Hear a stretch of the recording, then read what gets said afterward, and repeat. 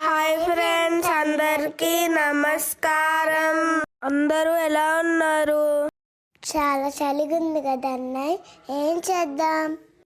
పద చిట్టి, భోగి మంట వేసే ఉంటారు, వెళ్దాం పద. భోగి మంట అంటే ఏంటన్నయ్య? సంక్రాంతి పండుగలో మొదటి రోజు భోగి పండుగ చిట్టి. ఓ, అంటే ఆ రోజు ఏం చేస్తారన్నయ్య? ఆ రోజు ఉదయాన్నే లేచి భోగి మంట వేస్తారు చిట్టి. ఇంట్లో ఉన్న పాత వస్తువులతో భోగి మంట వేస్తారు చిట్టి.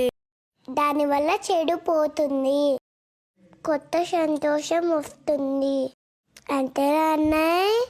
అవును చిట్టి, కానీ ప్లాస్టిక్ వస్తువులు భోగి మంటలో వేయకూడదు. భోగి మంట తర్వాత ఏం చేయాలన్నయ్య? భోగి మంట తర్వాత తలస్నానం చేసి కొత్త బట్టలు వేసుకుంటా. ఏ కొత్త బట్టలు? ఇంటి ముందు పెద్ద పెద్ద ముగ్గులు వేసి పువ్వులతో అలంకరిస్తాము చిట్టి. అలాగే గొబ్బెమ్మలు ముగ్గు మధ్యలో కూడా పెడతారు. ఇంటి గుమ్మానికి బంతి పువ్వులు మామిడాకులతో అలంకరిస్తారు చిట్టి. ఆ రోజు చిన్న పిల్లలకి భోగి పళ్ళు పోస్తారు చిట్టి. భోగి పళ్ళ అంటే ఏంటన్నా? ఆ రోజు చిన్నపిల్లల తలపైన రేగు పళ్ళు, చిల్లర నాణాలు, చెరుకు ముక్కలు కలిపి పోస్తారు.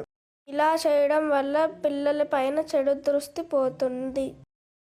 ఆ రోజు సూర్యుడికి నమస్కారం చేస్తారు, పొంగల్ని ప్రసాదంలాగా పడతారు.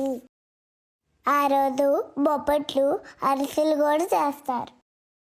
ఇలా సంక్రాంతి సంబరాలకు భోగి రోజుతోనే శ్రీకారం చుడతాము. అందరికీ భోగి పండుగ శుభాకాంక్షలు. హ్యాపీ భోగి. అందరికీ థ్యాంక్ యూ.